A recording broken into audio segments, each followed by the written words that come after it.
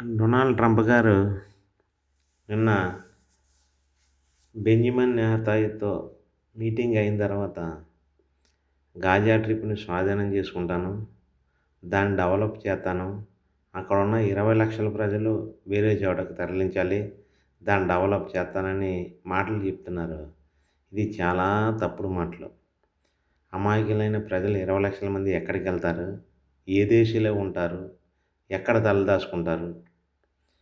నిజంగా Donald Trump శాంతిని నెలకొల్పాలంటే అక్కడే 20,00,000 మంది ప్రజల్ని అక్కడే ఉంచి, ఆ గాజాని స్వయంగా మీరే డెవలప్ చేసి, ఇంకెప్పుడు యుద్ధాలు జరగకుండా శాశ్వతంగా శాంతిని నెలకొల్పే బాధ్యత మీదే.